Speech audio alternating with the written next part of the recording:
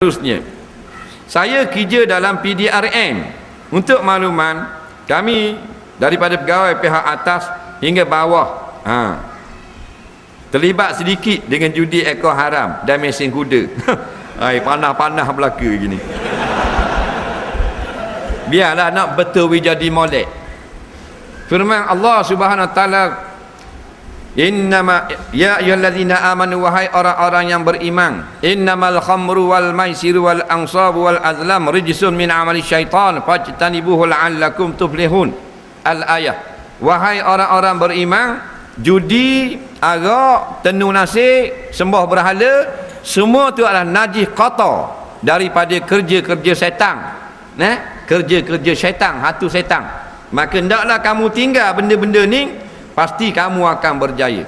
Maksudnya kamu berjaya di akhirat nanti, dapat kemenangan di akhirat dengan syurga Allah. Jadi masalah terlibat dengan judi ni, kalau tidak disengajakan, tidak berdosa.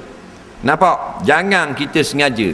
Kita ni kerja boleh, tahu dah ni orang buat judi haram, kita je tukang lindung toke judi haram. Dapatlah 50 riyal buat minum air kopi. Nampak? Dapatlah 1000 riyal, tambah bagi gaji kita. Gaji sebulan 4000, toke judi bagi 1000, bagi anak jaga dia. Jawabnya tak usah terlibat lah. Kalau dapat 1 juta pun tak padang. Faham tak? Kerana duit haram siapa makan, maka dia semayang, Tuhan tak terima. Faham? Bila semayang tak terima, haji, zakat, puasa, jeng kereng habis. Nampak? Masa kita muda ni sedap kita bahang duit haram, pasal nafsu kuat. Tapi masa kita nak mati, datang penyesalan. Masa tu Allahu Rabbi, tak tahulah, menyesal teramat sangat. Masa segar ni sedap lah. Nak duit haram, duit curi, duit ropok, beres. Mu takkan nak ambil bah? Beres bah. Bagi 2 bah.